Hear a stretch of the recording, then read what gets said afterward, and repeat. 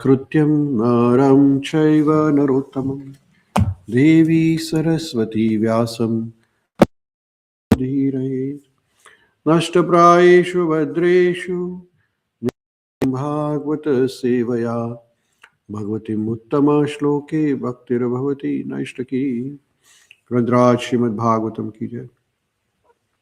So we are reading Srimad Bhagavatam, 3rd canto, 31st chapter, titled as Kapila Dev's instruction to Mata Devuti on the movements of living entities. So, how a living entity takes birth. It is explained by Kapila Dev here. Kapila Dev is incarnation of Lord Krishna himself. And how do all the living entities, which includes like humans, animals, insect, birds, everybody, how do they take the birth? So here, Kapila Dev says, Shri Bhagavan Vacha Karmana Deva Netrena Jantur Papate Striya Pravishya Udaram Pumsoreta Kanashraya. So Kapil Dev says to Mata Devhuti, under the supervision of Supreme Lord and according to results of his work, the living entity, the soul is made to enter into the womb of woman through the particle of male semen to assume a particular type of body. So, whatever the karmas we do, once you leave this body, then the Atma has to go into another body. And how does that happen? So that happens under supervision. Who is the supervisor? So Krishna, Supreme Personality of Godhead.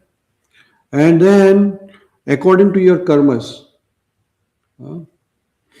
then you enter into the womb of another woman through the semen of a male. So this is how the soul is transformed into to get another body. So everything is happening under the supervision.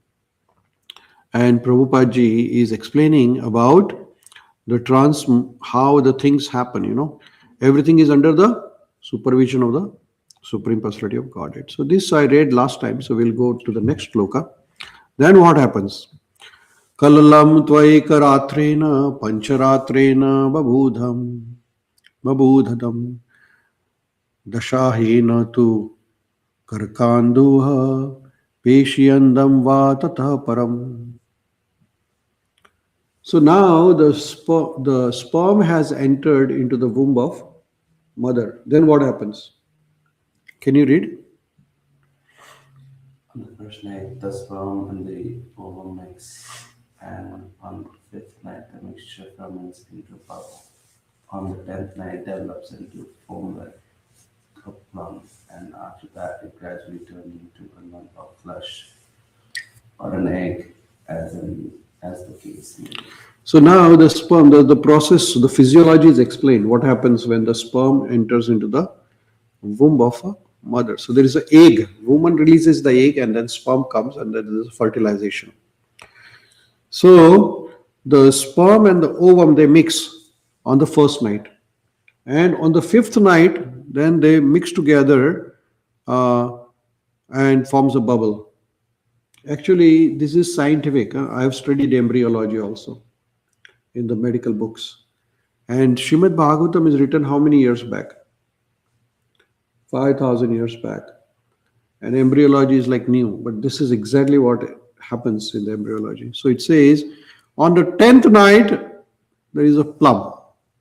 And then it gradually turns into a lump of flesh or an egg. It might be egg, like some living entities like chicken and all, they release the egg. While humans, they release the flesh of body or other animals, right?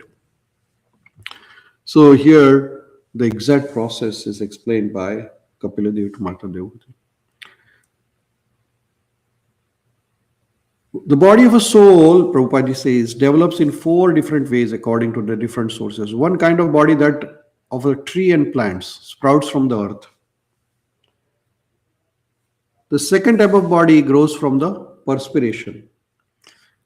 The third type of body is from the sperm. And the fourth type of body is from the ovum. And the fifth type of body is from the as with the flies, germs, and bugs. The third kind of body develops from the eggs, and fourth kind of develops from the embryo. See, so Prabhupada ji is very nicely explaining. Some bodies don't need like an egg or womb like plants.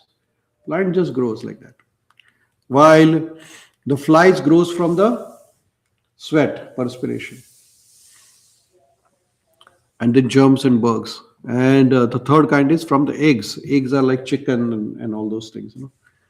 And usually birds lay the eggs. And then the embryo is usually animals, all the animals, most of the animals, like including the human beings. So this verse indicates that after emulsification of ovum and the sperm, the body gradually develops either into a lump of flesh or into egg, as it case may be.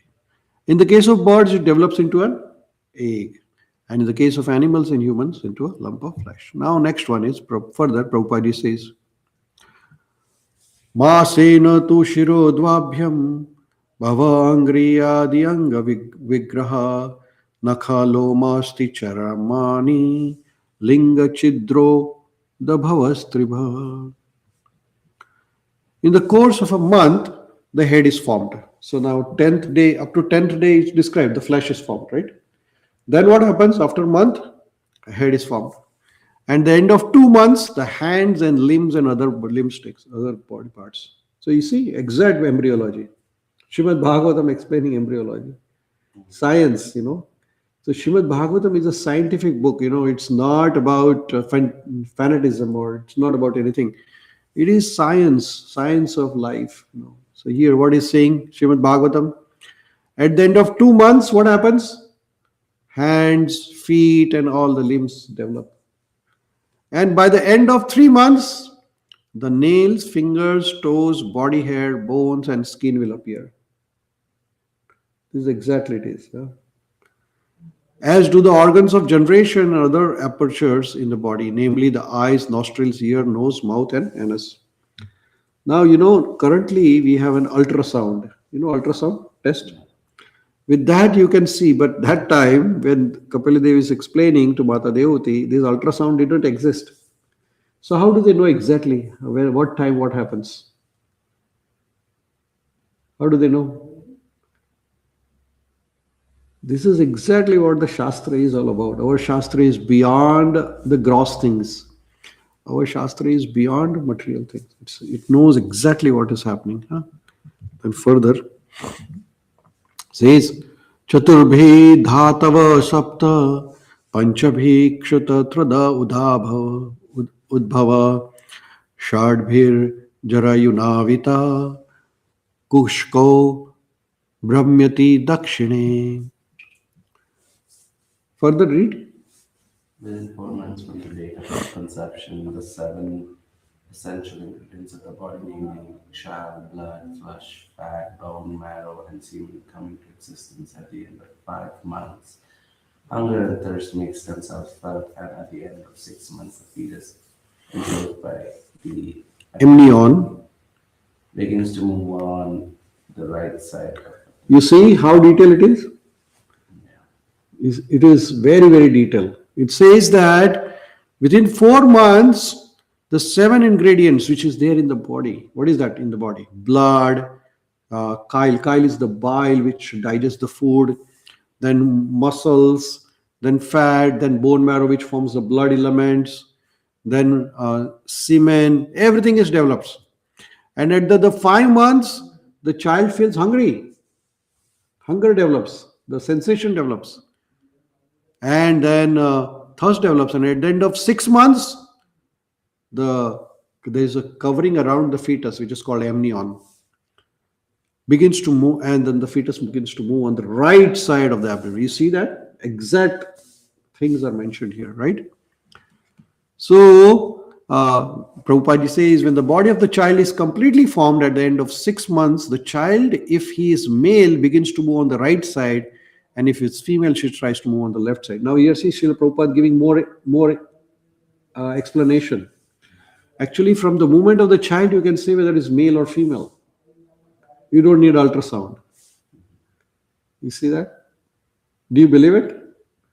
Well, this is what the science says, right? And that is what Srimad Bhagavatam says. Now you can say Srimad Bhagavatam, how is that Srimad Bhagavatam 5,000 years ago? The science is modern science, not more than 100 years old. Or modern science is not more than 100 years old. Or maybe 200 years. Maybe 500 years. This Srimad Bhagavatam is thousands of years old, more than 5,000 years. And it is saying exactly what embryology concludes. So, who learned the first? The Srimad Bhagavatam. So, they got it from us probably, right? What do you think? Then further it says, next sloka, Matur Jagadhana Panadhyir Etha Dhatur Asamrate Shete Vin Murtayor Garte Sajantur Jantu Sambhave. What is it saying? Read. Deriving secretions from the food and drinks taken by the mother, the fetus grows and remains in the abdominal residence of stool and urine, which is the breathing place of all kinds of body. You see, now it's describing now the child is covered by the amnion, right? Amnion is a sac. Now the child is getting the food, Srimad Bhagavatam says, from where? From the mother, through umbilical cord actually. That's what exactly it is. And then the amnion, now the child is also producing its urine and stool because the child has started, digestion is started now. So where do the child throw his urine and stool?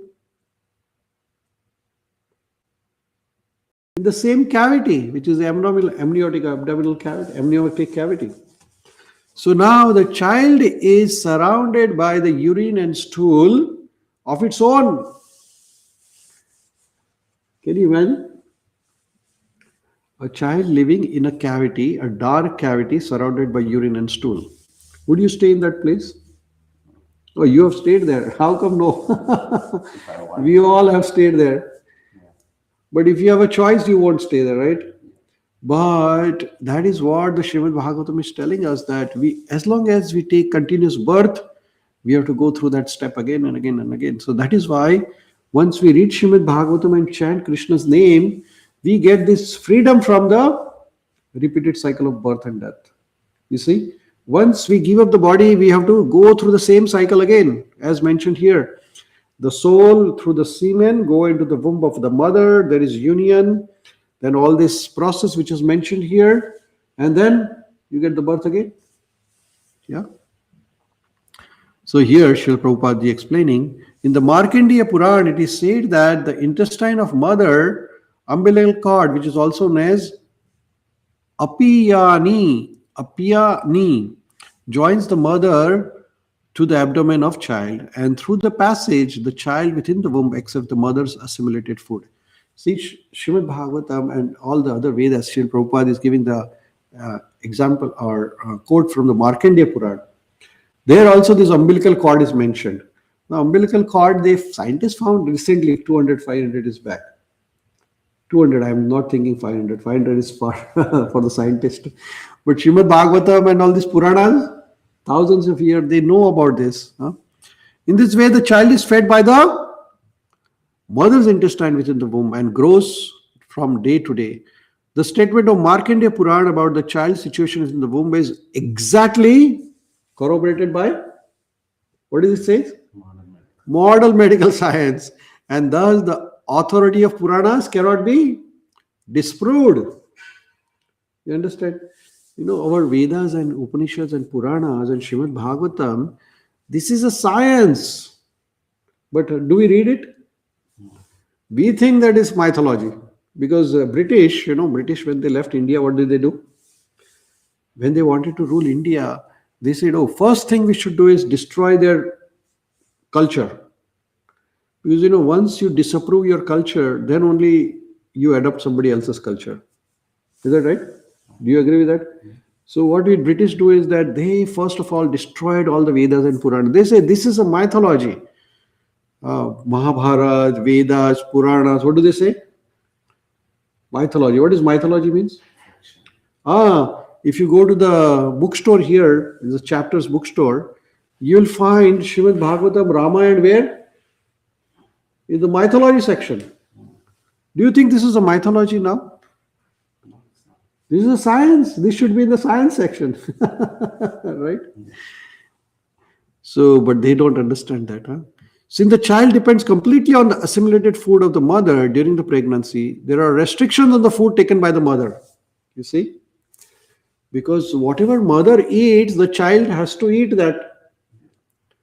So, too much salt, chili, onion, and similar food is forbidden for the pregnant mother because the child's body is too delicate and new for him to tolerate such pungent food. Huh? So that's why in the pregnancy time one should eat very um, simple food. They eat like pav bhaji and masala and pani puri, and the child will have to eat that. No. Imagine pani puri being eaten by the little child. What will happen to the child? If mother smokes, what will happen? All the poison will go to the child. If mother drinks alcohol, the poison will go to alcohol, go to the child. Restrictions and precautions to be taken by the pregnant mother, as enunciated in the Smruti scripture of Vedic literature, are very useful. We can understand from the Vedic literature how much care is to be taken to beget a nice child in the society. Is that right? And there is a sanskar here. It's called Garbhadana ceremony. Before the sexual intercourse was compulsory for the persons in the higher grades and of society, and it is very scientific. Have you heard about Garbhadan sanskar? Okay, so the Garbhadan sanskar is a sanskar or ritual where husband and wife, before they unite together to produce a child, they undergo a ceremony. They chant the mantra and and then they unite, and then in that pure consciousness of union they produce a child, and that child is the divine child. You get the point? Other processes recommended in the Vedic literature during the pregnancy are also very important. To take care of the child is the primary duty of the parents, because if such a care is taken, society will be filled with the good population. Otherwise they is called asura population. Asura is all the demoniac people. If you don't follow this, then to maintain, so good population required to maintain the peace and prosperity of society, country, and human race, right? So then the next one is Shrimbikshata Sarvangaha Saukarmayat Pratikshanam Mricham Apnoti Urukleshas Tatryayaha Kshudibhir Muho. Translation. Read. Again and again, all over the body getting hungry worms in the abdomen, the child suffers terrible agony because of his tenderness. He thus becomes unconscious moment after moment because of the terrible conditions. So now in the abdomen there are worms, Yeah. and the child is beaten again and again by those worms, because worms means there are bacteria actually. The abdominal cavity has a lot of bacteria. The child is surrounded by stool, urine, and bacteria. So child has to suffer again and again. It's a terrible condition. Actually, birth is, that's why when the child comes out, starts crying, because it has gone through a lot of sufferings, right?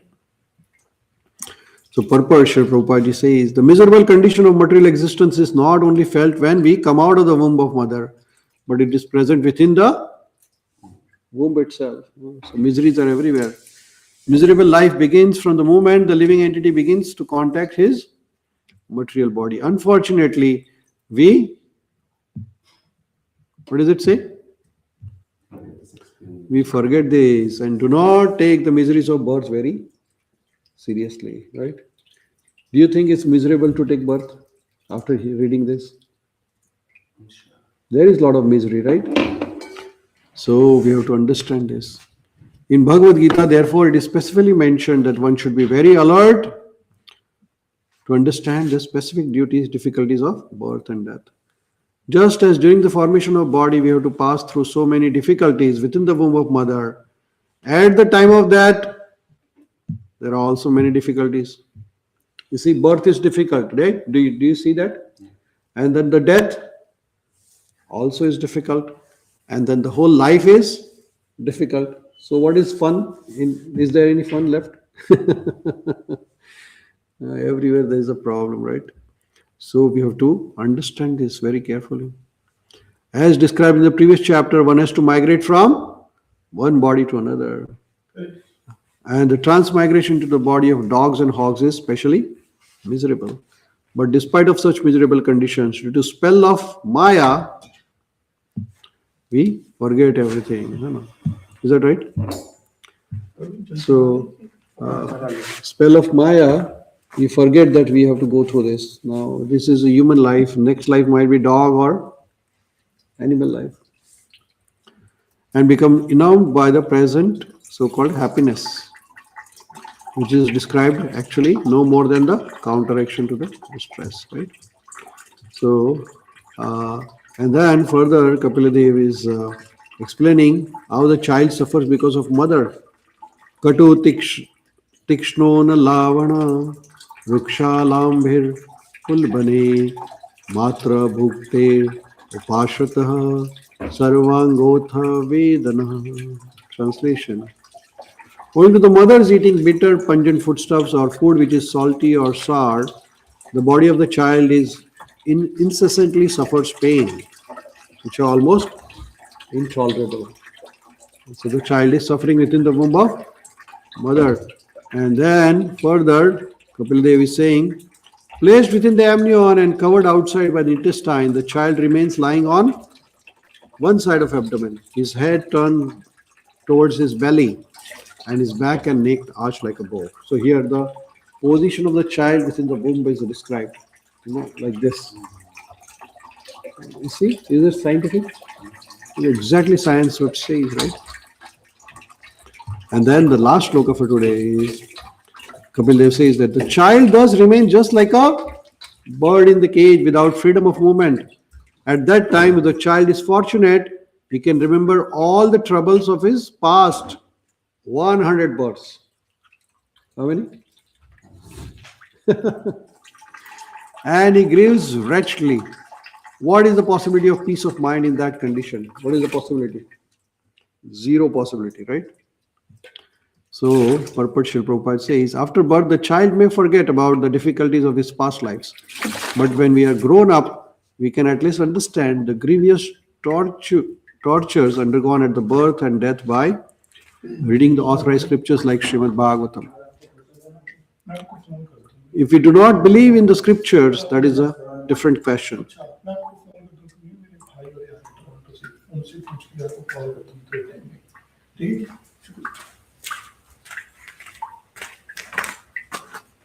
But if we have faith in the authority of some description, then we must prepare for our freedom in the next life that is possible in this human form of life. One who does not take the heed of these indications of suffering in the human existence is said to be committing suicide. It is said that this human form of life is only means for crossing over the nuisance of Maya or material existence. We are very efficient boat in this human form of body. And there is very expert captain, the spiritual master. The scriptural injunctions are like favorable winds. If we do not cross over the ocean of nuisance of material existence in spite of all these difficulties, then certainly we are intentionally committing suicide. Once you know that, okay, you have to suffer from so many things in this life, before the birth, during the birth, after the birth, at the time of death, and a person, if does not understand his sufferings and does not make arrangement how to get out of this birth and death, then it is just like committing a suicide. You should better take care of yourself, right? What do you think? This is very important, right? Rather than being entangled in the materialistic things, we should care for our soul.